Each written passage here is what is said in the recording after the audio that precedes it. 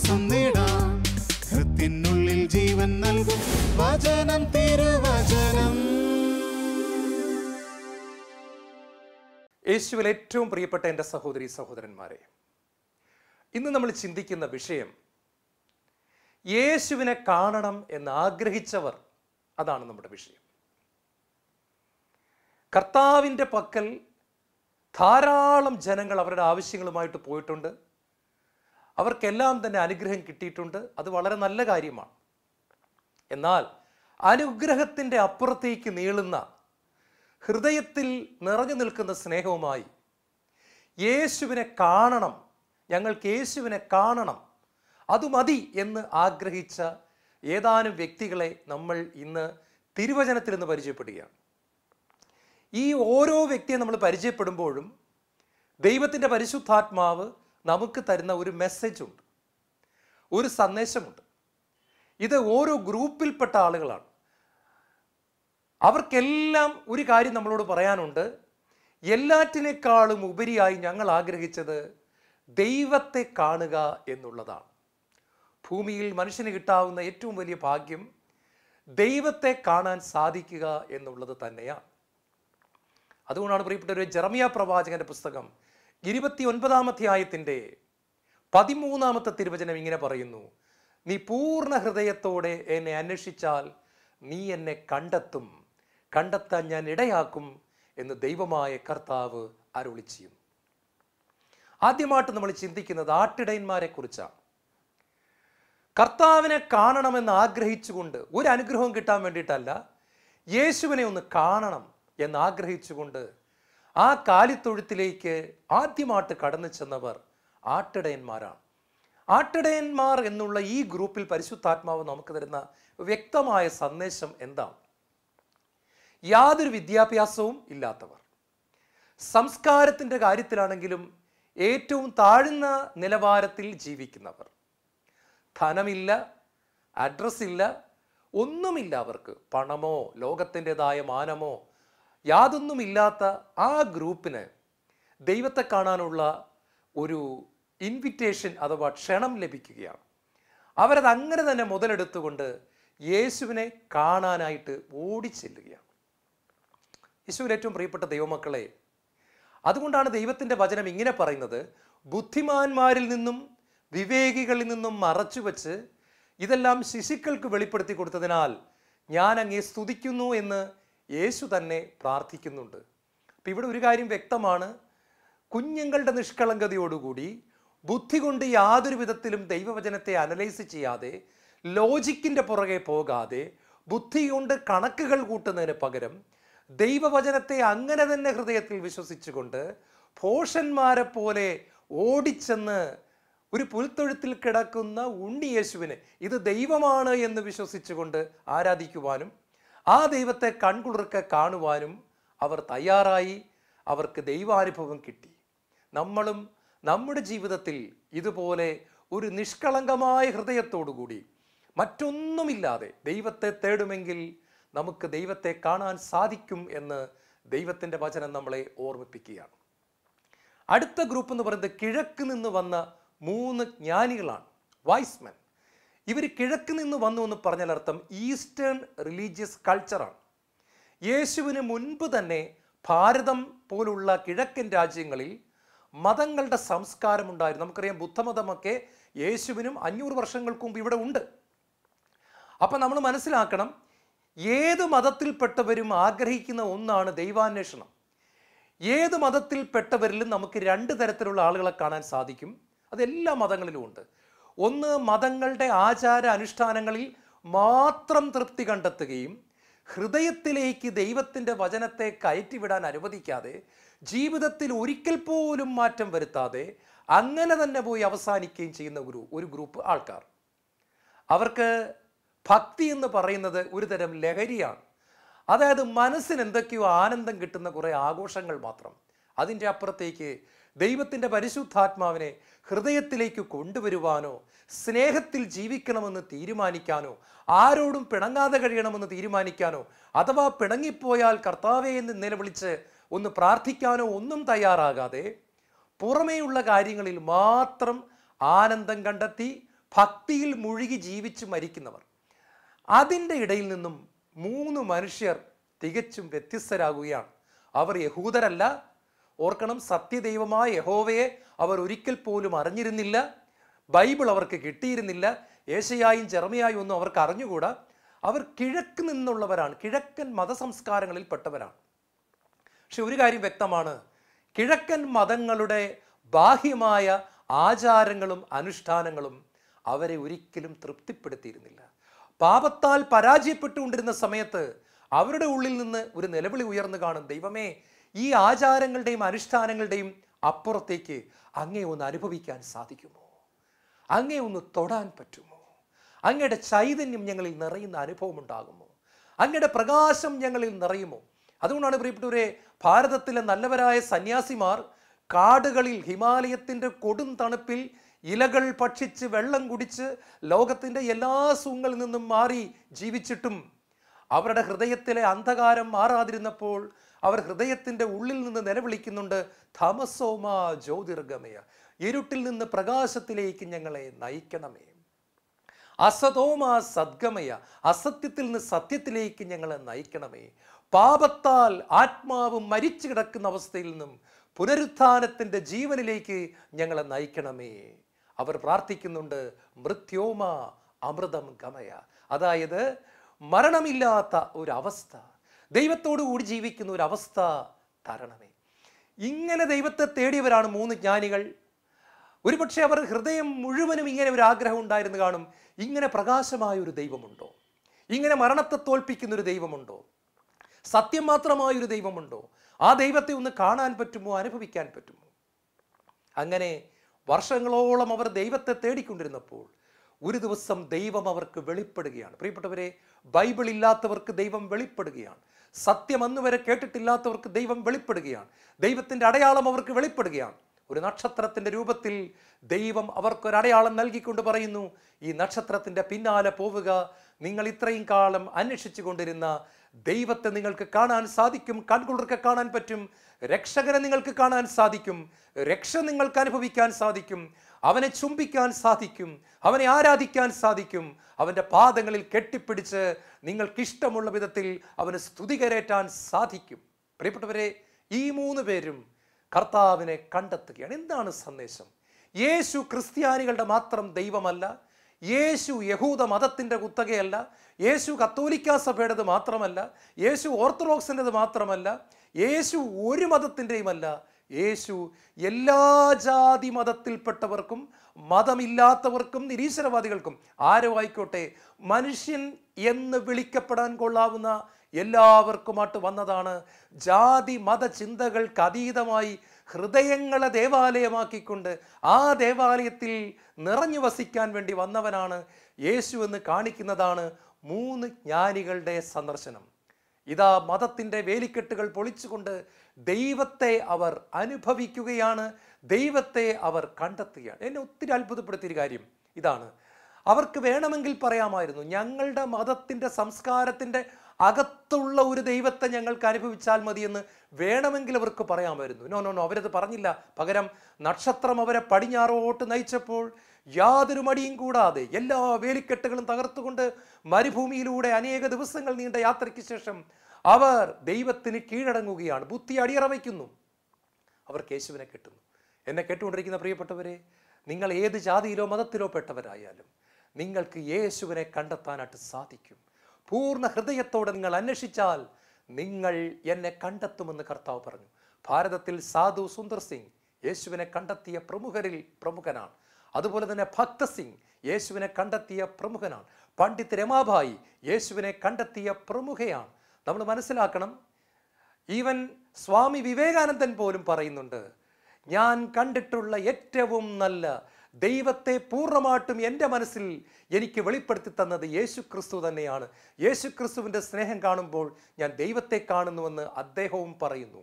നമ്മൾ ഓർക്കുക, ജാതിമത വേലിക്കെട്ടുകളുടെ അപ്പുറത്തേക്ക് നീളുന്ന, ആചാര അനുഷ്ഠാനങ്ങളുടെ അപ്പുറത്തേക്ക് നീളുന്ന ഒരു വ്യക്തിപരമായ ദൈവാനുഭവം നമുക്ക് തരാൻ ദൈവം ആഗ്രഹിക്കുന്നുണ്ട്. നമ്മളത് അന്വേഷിച്ചാൽ ആ ദൈവത്തെ നമുക്ക് സ്വന്തമാക്കാനായിട്ട് സാധിക്കും. അടുത്തതായിട്ട് 3ാമത്തത് ഞാൻ പറഞ്ഞത് സക്കേവൂസിനെ കുറിച്ചാണ്. പണത്തെ ദൈവമായിട്ട് ആരാധിച്ചുകൊണ്ടിരുന്ന ഒരു മനുഷ്യനാണ്. അദ്ദേഹത്തിൻ്റെ ജീവിതം മുഴുവൻ പണമുണ്ടാക്കുക എന്നുള്ളത് മാത്രമാണ്. ഇന്നത്തെ ലോകത്തിലെ 90% ആളുകളും ചെയ്യുന്ന അത് തന്നെയാണ്. കാരണം പണമാണ് ദൈവം. പണമുണ്ടാക്കാൻ വേണ്ടി മാത്രം ജീവിക്കുന്നു. അതായത് ജീവിക്കാൻ വേണ്ടി പണമുണ്ടാക്കുകയല്ല, പണമുണ്ടാക്കാൻ വേണ്ടി മാത്രം ജീവിക്കുന്നു. ഇങ്ങനെ ഒരു ചൊല്ല് തന്നെയുണ്ട്. അതായത് ജീവിതത്തിൻ്റെ ആദ്യത്തെ 60 വർഷങ്ങൾ പണമുണ്ടാക്കാൻ വേണ്ടി ജീവിക്കുന്നു. പിന്നീടുള്ള വർഷങ്ങൾ ഉണ്ടാക്കിയ പണം ചെലവഴിച്ച് ശരീരത്തെ എങ്ങനെയെങ്കിലും മെയിൻറ്റെയിൻ ചെയ്യാൻ നോക്കും. ആദ്യത്തെ 60 വർഷങ്ങൾ ശരീരം മുഴുവൻ ആരോഗ്യം നോക്കാതെ, ശരീരത്തിൻ്റെ യാതൊരുവിധ സ്റ്റെബിലിറ്റി നോക്കാതെ ആരോഗ്യത്തെ തകർത്തുകൊണ്ട് പണമുണ്ടാക്കുന്നു. പിന്നീട് മരിക്കുന്നതുവരെയുള്ള കാലഘട്ടം ഈ പണം തന്നെ ചെലവഴിച്ചുകൊണ്ട് നേരത്തെ തകർത്ത് കളഞ്ഞ ആരോഗ്യത്തെ വീണ്ടെടുക്കാൻ ശ്രമിക്കുന്നു എന്ന് മനുഷ്യനെ പറ്റി പറയാറുണ്ട്. എത്രയോ സത്യമാണ് പ്രിയപ്പെട്ടവർ. ജീവിക്കാൻ നമുക്ക് പണം വേണമെന്ന് എല്ലാവർക്കും അറിയാം. തീർച്ചയായിട്ടും നമുക്ക് ആവശ്യമാണ്. പക്ഷേ പണം ദൈവമായി മാറുമ്പോൾ സകലതും തകിടം മറിയുകയാണ്. ഭാര്യയെക്കാളും വലുത് പണമാകുമ്പോൾ ആ കുടുംബത്തിൻ്റെ താളം തെറ്റുന്നു. മക്കളെക്കാളും വലുത് പണമാകുമ്പോൾ ആ കുടുംബത്തിൽ ഇരുട്ട് കടന്നു വരികയാണ്. എന്തിന് ദൈവത്തെക്കാൾ അധികം ധനം കടന്നു വരുമ്പോൾ ആ മനുഷ്യൻ്റെ ജീവിതം നരകതുല്യമായി മാറുകയാണ്. പുറമേ പുഞ്ചിരിക്കുന്നുവെങ്കിലും മാന്യമായി പെരുമാറുന്നെങ്കിലും സകലവിധ പാപങ്ങളും ആ മനുഷ്യൻ്റെ ഹൃദയത്തിൽ ചിലന്തി വല നെയ്യുന്നു. അന്ധകാരത്തിൽ ആണ്ടുപോകുന്നു. ഇന്നലെ വരെ പണത്തിന് വേണ്ടി ജീവിച്ചുകൊണ്ടിരുന്ന സക്കേവൂസ് ഒരു വാർത്ത കേൾക്കുകയാണ്. യേശു കടന്നു വരുന്നു. എല്ലാവരും അവനെപ്പറ്റി പലതും പറയുന്നു. ആ മുഖമൊന്ന് കണ്ടാൽ ഹൃദയത്തിൽ സമാധാനമാണ്. ആ മുഖമൊന്ന് കണ്ടാൽ ഹൃദയത്തിൽ സന്തോഷമാണ്. താൻ കോടികൾ ഉണ്ടാക്കിയിട്ടും തനിക്ക് സമാധാനമില്ല. ഉറങ്ങാൻ ഉറക്ക ഗുളിക വേണ്ടി വരുന്നു. എല്ലാവരോടും വെറുപ്പാണ്, ഭയമാണ്. തന്നെ ആരെങ്കിലും കൊന്നി പണമെല്ലാം എടുത്തുകൊണ്ട് പോകുമോ? സമാധാനമില്ല, സ്വസ്ഥതയില്ല. സക്കേവൂസ് ആഗ്രഹിക്കുകയാണ്, എനിക്ക് യേശുവിനെ കാണണം. പ്രിയപ്പെട്ടവരെ, അവൻ ഒരു സിക്കമൂർ മരത്തിൽ കയറിയിരിക്കുന്നു. അവൻ യേശുവിനെ കാണുന്നു. അതിനു മുമ്പ് യേശു അവനെ കാണുന്നു. പേര് ചൊല്ലി വിളിക്കുന്നു. അവൻ്റെ ഭവനത്തിലേക്ക് വരുന്നു. സ്നേഹം വെളിപ്പെടുത്തിക്കൊണ്ട് അവനെ കീഴ്പ്പെടുത്തുന്നു. സക്കേവൂസിനെ യേശു സ്നേഹിച്ച് കീഴ്പ്പെടുത്തുന്നു. പണമെന്ന് പറയുന്ന വിഗ്രഹത്തെ അവൻ തല്ലിപ്പൊട്ടിക്കുന്നു. യേശുവെന്ന രക്ഷകനെ ഹൃദയത്തിലേക്ക് സ്വീകരിക്കുന്നു.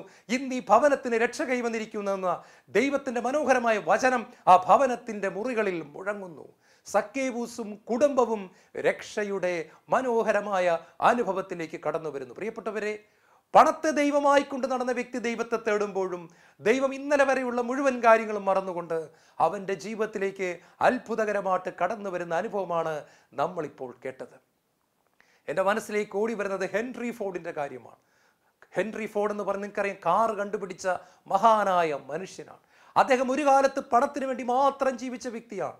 രാത്രിയും പകലും അദ്ദേഹത്തിന് ഒറ്റ ചിന്തയുള്ളൂ, ഇനിയും പണം ഉണ്ടാക്കണം, ഇനിയും പണം ഉണ്ടാക്കണം, ഇനിയും പണം ഉണ്ടാക്കണം, വേറെ യാതൊന്നുമില്ല. അങ്ങനെ ഇരിക്കെ തികച്ചും ആകസ്മികമായി ടെലിവിഷൻ ചാനലുകൾ മാറ്റിക്കൊണ്ടിരിക്കുന്നതിനിടയിൽ ഒരു പ്രസംഗം അദ്ദേഹം കേൾക്കുകയാണ്. ദൈവം സ്നേഹമാകുന്നു, അവനിൽ വിശ്വസിക്കുന്ന ഒരുവനും നശിച്ചു പോകാതെ നിത്യജീവൻ പ്രാപിക്കുന്നതിനു വേണ്ടി തൻ്റെ ഏകജാതനെ നൽകാൻ തക്കവിധം ഈ ദൈവം ലോകത്തെ അത്രമാത്രം സ്നേഹിച്ചു. മനുഷ്യൻ നശിച്ചു പോകരുതെന്ന് ആഗ്രഹിക്കുന്ന ഒരു ദൈവം, അവനിൽ വിശ്വസിക്കുന്ന ഒരുവനും നശിച്ചു പോകാതെ. അതിൻ്റെ അർത്ഥം മനുഷ്യൻ നശിക്കാൻ ആഗ്രഹിക്കാത്തൊരു ദൈവം ആ നാശം തടയുന്നതിന് വേണ്ടി കണ്ടുപിടിച്ച മാർഗമാണ് തൻ്റെ ഏകപുത്രനെ ഈ ലോകത്തിലേക്ക് അയക്കുക എന്നത്. അന്നത്തെ പ്രസംഗം മറ്റാരുമല്ല നടത്തിയത്, പ്രഗത്ഭനായ archbishop Fulton J Sheen ടെലിവിഷനിലൂടെ പ്രസംഗിക്കുകയാണ്. അഭിഷേകം ഒഴുകി വരുന്നു, ജ്ഞാനം ഒഴുകി വരുന്നു. ഹൃദയത്തിൽ ദൈവത്തിൻ്റെ വചനം കുളിരുകോരിയിടുന്നു. സ്നേഹം അസ്ഥികളിലും മാംസത്തിലും മജ്ജയിലും നിറയുന്നു. രക്തത്തിലൂടെ സ്നേഹം ഓടുന്നൊരു അനുഭവം. കണ്ണുകൾ അറിയാതെ നിറഞ്ഞൊഴുകിയ ഹെൻറി ഫോർഡ് ആ കസേരയിൽ ചാരിയിരിക്കുകയാണ്. 20 മിനിറ്റ് നീളുന്ന അഭിഷേകം നിറഞ്ഞ ദൈവദാസന്റെ പ്രസംഗം അവസാനിക്കുകയാണ്. അവസാനം അദ്ദേഹം ഒരു ചോദ്യം ചോദിച്ചു. ഇന്നലെ വരെയുള്ള ജീവിതത്തോട് ഒരു ടാറ്റ പറഞ്ഞുകൊണ്ട് ആര് യേശു ക്രിസ്തുവിന് അവരുടെ ജീവിതത്തെ കൊടുക്കും? ഹൃദയങ്ങളിലേക്ക് യേശുവിനെ ആര് സ്വീകരിക്കും? ഒരു യൂട്ടേൺ അടിക്കാൻ ആര് നിന്നു കൊടുക്കും? പഴയതിനോട് വിട പറഞ്ഞ് ഒരു പുതിയതിനു വേണ്ടി ആര് തയ്യാറാകും? യേശുവിന് വേണ്ടി ജീവിക്കാൻ ആര് തയ്യാറാകും? നിങ്ങൾ ഇരിക്കുന്ന മുറികളിൽ തന്നെ ഇരുന്നു കൊണ്ട് ഇപ്പോൾ കരങ്ങൾ കൂപ്പിപ്പിടിച്ച് പ്രാർത്ഥിക്കുക. കണ്ണുകൾ നിറഞ്ഞൊഴുകിയ ഹെൻറി ഫോർഡ് കൈകൾ കൂപ്പിപ്പിടിക്കുകയാണ്. Archbishop Fulton J Sheen അവിടെ അഭിഷേകത്തോടെ ശുശ്രൂഷ ചെയ്തപ്പോൾ ആ ശുശ്രൂഷയിൽ അദ്ദേഹം വീണ്ടും ജനനത്തിൻ്റെ അനുഭവത്തിലേക്ക് കടന്നു വരുന്നു. ദൈവ പൈതലായി മാറുന്നു. പിന്നീട് അദ്ദേഹത്തിൻ്റെ ജീവിതം പാടെ മാറി. യേശു ക്രിസ്തുവിന് വേണ്ടി, ദൈവരാജ്യത്തിന് വേണ്ടി തൻ്റെ സമ്പത്ത് ചെലവഴിക്കുന്ന ഒരു ദൈവദാസനായി അദ്ദേഹം മാറുകയാണ്. അദ്ദേഹം പിന്നീട് അതിനെപ്പറ്റി പറയുന്നുണ്ട്. സന്തോഷം എന്താണെന്ന് ഞാൻ അനുഭവിച്ചറിയുന്നു. സമാധാനം എന്താണെന്ന് ഞാൻ അനുഭവിച്ചറിയുന്നു.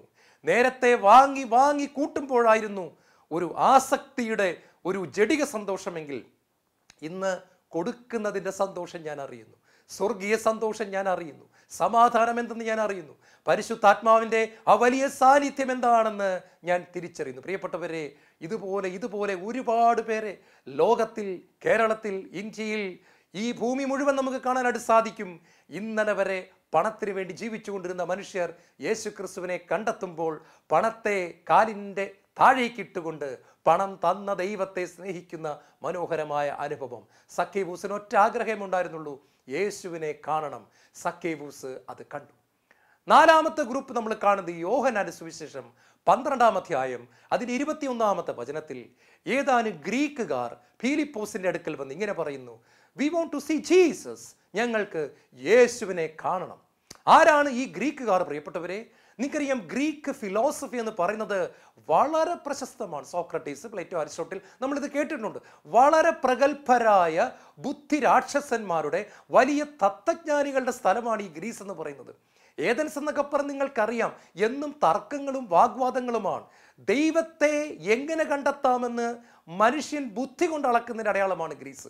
അവിടെ ഒത്തിരി നല്ല ഫിലോസഫേഴ്സ് ഉണ്ടായിട്ടുണ്ട്. അതിൻ്റെ ഇടയിൽ നിന്നാണ് ബുദ്ധി കൊണ്ട് മാത്രം കാര്യങ്ങളെ കണ്ടുകൊണ്ടിരുന്ന ബുദ്ധി തലമണ്ട മുഴുവൻ വീർത്തു നിന്ന് ബുദ്ധി കൊണ്ട് ദൈവത്തെ കണ്ടെത്താൻ നോക്കി തോറ്റുപോയിട്ട് ദൈവത്തെ കാണാൻ ആഗ്രഹിച്ചു വന്ന ബുദ്ധി രാക്ഷസന്മാർ അവർ യേശുവിനെ കാണണമെന്ന് ആഗ്രഹിക്കുകയാണ്. അവർക്ക് കർത്താവ് കൊടുക്കുന്ന ഒരു മറുപടി വേറെ ആർക്കും കൊടുക്കാത്തൊരു മറുപടിയാണ്. ഗോതമ്പ് മണി നിലത്ത് വീണ് അടിയുന്നില്ല എങ്കിൽ അത് അതേപടി ഇരിക്കും. നിലത്ത് വീഴുന്നെങ്കിലോ അത് അനേക മടങ്ങ് ഫലം പുറപ്പെടുവിക്കും. വേറെ ഒരിടത്തും പറയാതിരുന്ന ഈ വചനം ബുദ്ധിരാക്ഷസന്മാരുടെ മുൻപിലേക്ക് കർത്താവ് വിട്ടുകൊടുക്കുകയാണ്. യേശു പറയാണ്, ബുദ്ധി രാക്ഷസന്മാരെ, ബുദ്ധി കൊണ്ട് മാത്രം ദൈവത്തെ തേടിക്കൊണ്ടിരിക്കുന്നവരെ, ബുദ്ധി കൊണ്ട് എല്ലാം അറിയാമെന്ന് വിചാരിക്കുന്നവരെ, നിങ്ങൾ ഗോതമ്പ് മണി അഴുകുന്നത് പോലെ അഴുകാൻ തയ്യാറാകുമെങ്കിൽ, നിങ്ങളുടെ മാനുഷിക വിജ്ഞാനത്തെ നിങ്ങൾ അഴുകാൻ വിട്ടുകൊടുക്കുമെങ്കിൽ, നിങ്ങളുടെ ബുദ്ധിയെ നിങ്ങൾ ക്രൂശിൽ അടിയറ വയ്ക്കുമെങ്കിൽ, നിങ്ങളുടെ രക്ഷകനും കർത്താവുമായ ഞാൻ ഏതാനും ദിവസങ്ങൾക്കുള്ളിൽ കുരിശിൽ ഒരു ഗോതമ്പ് മണി അഴുകുന്നത് പോലെ അഴുകുന്നത് നിങ്ങൾക്ക് കാണാൻ സാധിക്കും.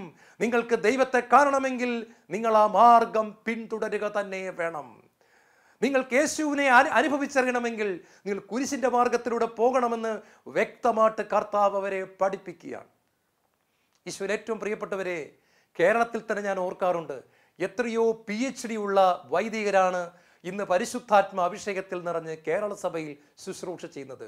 ബുദ്ധിയിൽ അവർ ഒട്ടും പിന്നോക്കമല്ല, ഡോക്ടറേറ്റും ഗോൾഡ് മെഡലും ഒക്കെ നേടിയവരാണ്. പക്ഷേ അതിൻ്റെ അപ്പുറം അവർ കർത്താവിനെ തേടി. ഈ ഡോക്ടറേറ്റിനേക്കാളും വലുതാണ് യേശു എന്ന് തിരിച്ചറിഞ്ഞപ്പോൾ, എൻ്റെ പാണ്ഡിത്യത്തെക്കാളും വലുതാണ് എൻ്റെ കർത്താവ് എന്ന് തിരിച്ചറിഞ്ഞപ്പോൾ, പ്രിയപ്പെട്ടവരെ, അവരിലേക്ക് പരിശുദ്ധാത്മാവിൻ്റെ അഭിഷേകം കടന്നു വരികയാണ്. ഏറ്റവും വലിയ പണ്ഡിതന്മാരിൽ ഒരുവനായ പൗലോസ് പറയുന്നുണ്ട്, ഞാൻ ഗമാലിയേലിൻ്റെ പാദപീഠങ്ങളിലിരുന്ന് ബൈബിൾ പഠിച്ചവനാണ്. ഞാൻ ചില്ലറക്കാരൻ അല്ല, ഞാൻ ബെഞ്ചമിൻ ഗോത്രത്തിൽ പിറന്ന ഇസ്രായേൽക്കാരനാണ്. നിയമത്തിന് മുമ്പിൽ ഞാൻ കുറ്റമില്ലാത്തവനാണ്. എങ്കിലും എനിക്ക് ലാഭമായിരുന്ന ഇവയെല്ലാം ഞാൻ നഷ്ടമായി കണക്കാക്കി. മാത്രമല്ല, ഇതെല്ലാം ഞാൻ കുപ്പത്തൊട്ടിയിലേക്ക് എറിയുകയാണ്. ഇതെല്ലാം ഞാനൊരു ഗാർബേജ് പോലെ കരുതുക, എച്ചില് പോലെ കരുതുകയാണ്, ഉച്ഛിഷ്ടം പോലെ കരുതുകയാണ്. എന്തിനാണെന്നറിയാമോ? ഇത് യേശുവിനെ നേടുന്നതിനും അവനോടുകൂടെ ഒന്നായി കാണപ്പെടുന്നതിനും വേണ്ടിയാണ്. I want to experience Jesus. I want to taste Jesus. എനിക്ക് യേശുവിനെ അനുഭവിക്കണം, എനിക്ക് യേശുവിനെ രുചിക്കണം. അതുകൊണ്ട് എൻ്റെ തലമണ്ട മുഴുവൻ വീർപ്പിച്ചു വച്ചിരിക്കുന്ന എൻ്റെ മുഴുവൻ ഫിലോസഫികളെയും ഞാൻ കുപ്പത്തൊട്ടിയിലേക്ക് ഇട്ടിട്ട് യേശുവിനെ അനുഭവിക്കുന്ന ഒരു തലത്തിലേക്ക് ഉയരുവാൻ ഞാൻ ആഗ്രഹിക്കുന്നു. പ്രിയപ്പെട്ടവരെ, തൻ്റെ മുഴുവൻ ഫിലോസഫിയും പാണ്ഡിത്യവും കുപ്പത്തൊട്ടിയിൽ ഇട്ട് കഴിഞ്ഞപ്പോൾ കൊരിന്ത്യർക്ക് എഴുതിയ 2-ാം ലേഖനത്തിൽ നമ്മൾ കാണുന്നുണ്ട്, പൗലോസ് പറയുന്നുണ്ട്, 14 വർഷങ്ങൾക്ക് മുൻപ് 3-ാം സ്വർഗം വരെ ഉയർത്തപ്പെട്ട ഒരു മനുഷ്യനെ എനിക്കറിയാം.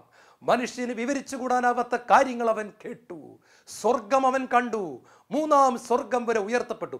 പിതാവായ ദൈവം വസിക്കുന്ന 3-ാം സ്വർഗത്തിന്റെ ഗ്ലോറി, മഹത്വം, തേജസ് അനുഭവിക്കാൻ, ദൈവത്തെ മുഖാമുഖം ദർശിക്കാൻ ഭൂമിയിൽ ജീവിച്ചിരുന്ന കാലത്ത് തന്നെ പൗലോസിന് സാധിച്ചു.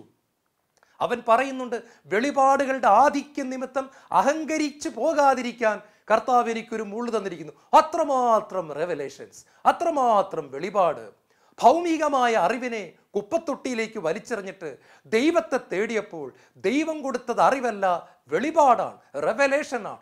ദൈവം സംസാരിക്കുന്നത് കേൾക്കാൻ, ദൈവത്തിൻ്റെ ഹൃദയമിടിപ്പ് കേൾക്കാൻ, ദൈവത്തെ കാണാൻ അവന് ഭാഗ്യം കിട്ടുകയാണ്. പ്രിയപ്പെട്ടവരെ, ബുദ്ധി കൊണ്ട് ദൈവത്തെ തേടരുത്, ബുദ്ധി അടിയറ വെച്ചുകൊണ്ട് ഹൃദയം കൊണ്ട് ദൈവത്തെ തേടുക. ദൈവത്തെ നമുക്ക് കിട്ടും. അടുത്തതായിട്ട് കർത്താവിനെ കാണാൻ ആഗ്രഹിച്ചത് ഹെറോദേസാണ്. നമുക്കറിയാം, ഈശോയുടെ പീഡാസഹന വേളയിൽ പീലാത്തോസ് യേശുവിനെ ഹെറോദേസിന്റെ പക്കലേക്ക് അയക്കുന്നുണ്ട്. അപ്പൊ ഹെറോദേസ് പറയുന്നുണ്ട്, എനിക്ക് അവനെ ഒന്ന് കാണണം. എന്തിനാണെന്നറിയാമോ? യേശു ചെയ്ത എന്തെങ്കിലും ഒരു അത്ഭുതം കാണാൻ വേണ്ടി മാത്രം അവൻ യേശുവിനെ കാണണമെന്ന് പറഞ്ഞു. യേശു ഒന്നും മിണ്ടിയില്ല, ഹെറോദേസിന്റെ മുമ്പിൽ ഒന്നും മിണ്ടുന്നില്ല. പീലാത്തോസിന്റെ മുമ്പിൽ യേശു സംസാരിക്കുന്നുണ്ട്. യേശുവിനറിയാം, ജീവിതത്തിൽ ഒരിക്കൽ പോലും മാറ്റം വരുത്താൻ ആഗ്രഹിക്കാതെ ജഡത്തിൽ മുഴുകി ജീവിക്കുന്ന ഈ മനുഷ്യൻ അത്ഭുതം കാണാൻ ആഗ്രഹിക്കുന്ന പോലും ഒരു സർക്കസ് കൂടാരത്തിലേക്ക് നമ്മൾ കയറി ചെന്ന് അവിടുത്തെ ബഫൂണുകൾ കാണിക്കുന്ന ആ കോമാളിത്തരങ്ങൾ കണ്ട് ചിരിക്കുന്ന മനുഷ്യന്റെ ആറ്റിറ്റ്യൂഡിലാണ് ഹെറോദേസ് എന്ന് പറയുന്ന മനുഷ്യൻ ദൈവത്തെ കാണണമെന്ന് ആഗ്രഹിക്കുന്നതെന്ന് യേശുവിന് അറിയാമായിരുന്നു. പ്രിയപ്പെട്ടവരെ, നമ്മൾ മാർക്കിടാൻ വേണ്ടിയിട്ടാണോ ധ്യാനങ്ങൾക്ക് പോകുന്നത്? ധ്യാന ഗുരുക്കന്മാരെ അളക്കാൻ വേണ്ടിയിട്ടാണോ? അത്ഭുതങ്ങളെ വിമർശിക്കാനാണോ? പരിശുദ്ധാത്മ പ്രവർത്തനത്തെ നമ്മുടെ ദുഷ്ടലാക്കോടുകൂടി നോക്കിക്കാണാൻ വേണ്ടിയിട്ടാണോ നമ്മൾ പ്രാർത്ഥനാ ഗ്രൂപ്പുകളിലും ധ്യാനങ്ങളിലും പോകുന്നത്? ഹെറോദേസ് യേശുവിനെ തേടി, പക്ഷെ അത് തെറ്റായ ലക്ഷ്യത്തോടു കൂടിയായിരുന്നു. അവസാനമായിട്ട് യേശുവിനെ കാണണമെന്ന് ആഗ്രഹിച്ച ഒരാളാണ് മഗ്ദലന മറിയം. കല്ലറയുടെ മുൻപിൽ കരഞ്ഞുകൊണ്ട് നിന്നു. I want to see Jesus. എനിക്ക് യേശുവിനെ കാണണം. മാലാഖമാർ അവൾക്ക് പ്രത്യക്ഷപ്പെട്ടു. പ്രിയപ്പെട്ടവരെ, ആരാണെങ്കിലും കുതിച്ചു ചാടി സന്തോഷത്തോടെ ഹല്ലേലൂയ എന്ന് പറയും. 2 മഹത്വം നിറഞ്ഞ മാലാഖമാർ പ്രത്യക്ഷപ്പെട്ട് കഴിഞ്ഞാൽ. എന്നാൽ മഗ്ദലന മറിയത്തിന് തേജസ്സുള്ള മാലാഖമാരുടെ ദർശനം പോലും അവളുടെ ഹൃദയത്തെ സ്പർശിക്കുന്നില്ല. ഇടിമിന്നലിനേക്കാൾ പ്രഭയോടുകൂടി വന്ന ദൂതന്മാർക്ക് പോലും അവളെ സ്വാധീനിക്കാൻ പറ്റുന്നില്ല, അവളെ തൊടാൻ പറ്റുന്നില്ല, അവളെ ആത്മീയ സംതൃപ്തി കൊണ്ട് നിറയ്ക്കാൻ പറ്റുന്നില്ല. കാരണം സ്വർഗത്തിലെ മറ്റൊന്നിനും അവളെ തൃപ്തിപ്പെടുത്താൻ പറ്റത്തില്ലായിരുന്നു. അവൾക്ക് വേണ്ടത് ദൈവത്തെ തന്നെയായിരുന്നു, യേശുവിനെയായിരുന്നു, കർത്താവിനെയായിരുന്നു. അവൾ കരഞ്ഞുകൊണ്ട് നിന്നു. ദൈവത്തെ കാണാൻ വേണ്ടിയുള്ള ഒരു കരച്ചിൽ, യേശുവിനെ കാണണമെന്ന് വാശി പിടിച്ചുകൊണ്ടുള്ള ഒരു കരച്ചിൽ. ആ കരച്ചിലിന്റെ മുൻപിൽ സ്വർഗം തോറ്റുകൊടുക്കുകയാണ്. ഉയർത്തെഴുന്നേറ്റ കർത്താവ് ആദ്യം വിളിക്കുന്ന ശബ്ദം ഈ കരഞ്ഞ പെൺകുട്ടിയുടെ ശബ്ദമാണ്. എനിക്ക് യേശുവിനെ കാണണമെന്ന് വാശി പിടിച്ച ഈ പെൺകുട്ടിയുടെ ശബ്ദമാണ് അരുമനാഥനായ യേശുവിൻ്റെ തിരുവധരങ്ങൾ ഉയർപ്പിന് ശേഷം ആദ്യമായിട്ട് മൊഴിയുന്നത്. മറിയം, മറിയം, മറിയം. ലോകത്തിൻ്റെ അവസാനം വരെ മാറ്റമില്ലാതെ ദൈവവചനത്തിൽ എഴുതി വച്ചിരിക്കുന്ന ആ ശബ്ദം, ഉയർത്തെഴുന്നേറ്റ കർത്താവിൻ്റെ ആദ്യത്തെ ശബ്ദം മറിയം. പിന്നെ ചോദിക്കുന്ന എന്തിനാണ് കരയുന്നത്? പ്രിയപ്പെട്ടവരെ, അവളുടെ കരച്ചിൽ സന്തോഷമായി മാറുകയാണ്. ഉത്ഥാനം ചെയ്ത കർത്താവിനെ അവൾ കണ്ടു. അപ്പോസ്തലന്മാരോട് യേശു ഉയർത്തിരിക്കുന്നു എന്ന് പ്രസംഗിക്കാനുള്ള ദൗത്യം ദൈവം അവളെ ഏൽപ്പിക്കുകയാണ്. പത്രോസിനോടും യോഹന്നാനോടും ഫിലിപ്പോസിനോടും വലിയ അപ്പോസ്തലന്മാരോട് ചെന്നിട്ട് യേശു ഉയർത്തു, അവനെ ഞാൻ കണ്ടു എന്ന് പ്രസംഗിക്കാനുള്ള വലിയ ദൗത്യം ദൈവം അവളെ ഏൽപ്പിക്കുകയാണ്. മഗ്ദലന മറിയത്തിന്റെ പ്രത്യേകത എന്താണ്? പാപികളിൽ ഒന്നാമത്തവൾ. 7 പിശാചുക്കളാണ് അവളിൽ നിന്നും യേശുവിൻ്റെ ശുശ്രൂഷ സമയത്ത് ഇറങ്ങി ഓടിയത്. 7 എന്ന് പറയുന്നത് പൂർണ്ണതയെ കാണിക്കുന്നു. എല്ലാവിധ പാപങ്ങളും അവൾ ചെയ്തിട്ടുണ്ടായിരിക്കാം. ഒരു മനുഷ്യന് ചെയ്യാവുന്ന എല്ലാ പാപങ്ങളും അവളുടെ ജീവിതത്തിൽ അവൾ നേരത്തെ ചെയ്തിട്ടുണ്ട്. എന്നാൽ ജീവിതത്തിൻ്റെ വഴിത്താരയിൽ ഒരു ദിവസം രക്ഷകൻ കടന്നു വരികയാണ്, മിശിഹ കടന്നു വരികയാണ്. സകലതും മാറി മറിയുകയാണ്, എല്ലാം തലകീഴായി മറിയുകയാണ്. അവളുടെ ജീവിതം സ്വർഗോന്മുഖമായി തീരുന്നു. ജഡികയായി ജീവിച്ചിരുന്ന മഗ്ദലന മറിയം ആത്മീയ മനുഷ്യനായി മാറുന്നു. പ്രിയപ്പെട്ടവരെ, ഭൗമികനായി ജീവിച്ചിരുന്ന അവൾ ഇതാ മാറുകയാണ്. ഭൂമിയുടേതായിരുന്ന അവൾ സ്വർഗത്തിൻ്റെതായി തീരുന്നു. നമ്മളെ ദൈവം വിളിക്കുകയാണ്. നമ്മൾ ഈ ഏത് ഗ്രൂപ്പിലാണ് പെടുന്നത്? ഒരു കാര്യം ഉറപ്പാണ്, യേശുവിനെ കാണണമെന്ന് ആരെല്ലാം പറഞ്ഞോ അവർക്കെല്ലാം ഉത്തരം ലഭിച്ചു. കണ്ണുകൾ അടയ്ക്കാൻ പ്രാർത്ഥിക്കാം. യേശുവേ, ഞങ്ങളുടെ ഹൃദയം അങ്ങയെ തേടുന്നു കർത്താവേ. ലോകത്തിലെ ഒന്നിനും ഞങ്ങളെ തൃപ്തിപ്പെടുത്താൻ പറ്റില്ല. വരണമേ, വന്ന് നിറയണമേ. യേശുവേ സ്തോത്രം, യേശുവേ നന്ദി, യേശുവേ ആരാധന.